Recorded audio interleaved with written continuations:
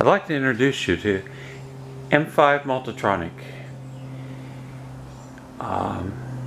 This is our Tesla Model 3, which we're getting ready to go on our first, well, actually our second camping trip. That's a longer story.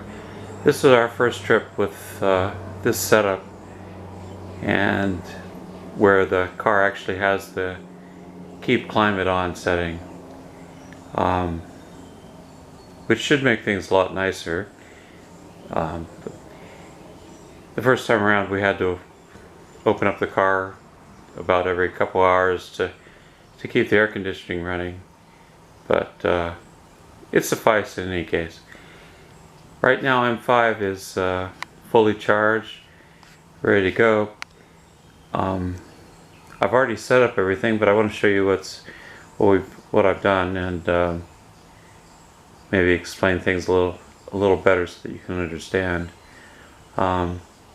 If you're a real Trekkie, you may have already gotten the reference to M5 Multitronic, and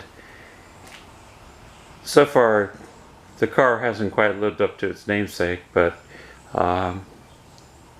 that's probably for the best. In any case, I'll show you the well, what that was is our garage is actually an old carriage house, which back in 1920s when this house was built,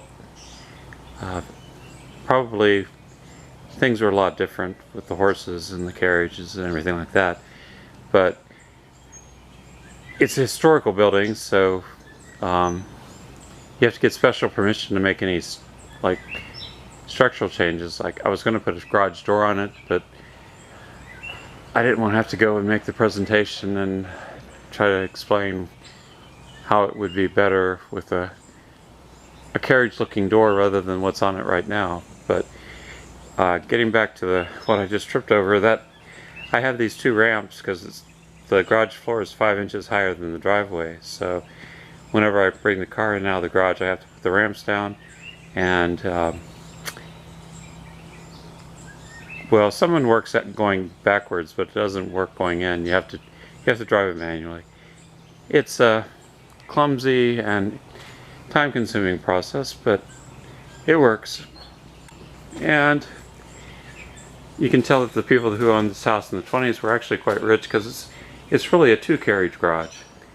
I'm not sure how common that was at the time, but I get the impression that this was quite the place to live in it.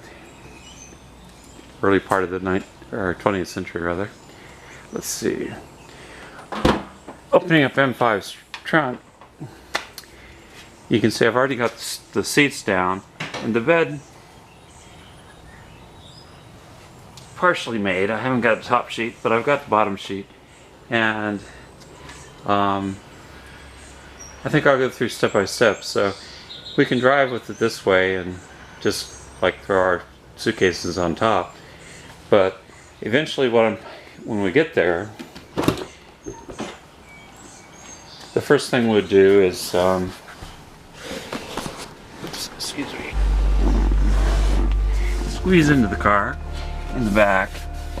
But on the front screen here, got my calendar events for the day. I need to cancel, edit that out. Let's see. Charging is done.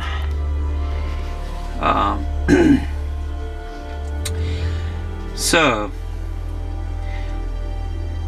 what I was going to say is, you probably know the profiles and how you have easy entry.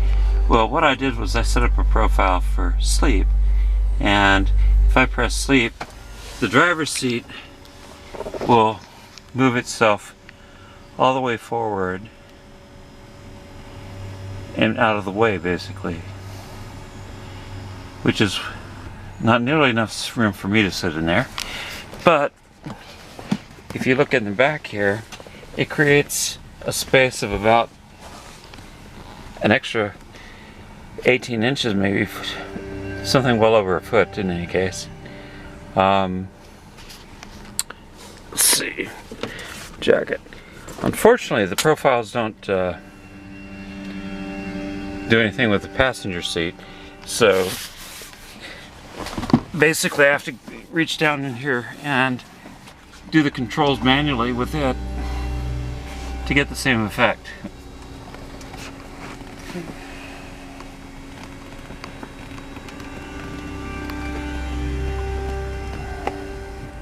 Now if you're short, or at least shorter than me, you may not have to do anything at all. But for somebody who's over 6 feet tall, putting the seats all the way forward, as you can see, creates a considerable amount of space. Now, I'll be right back because I need to get the suitcase to show you how this is actually going to work. Please stand by.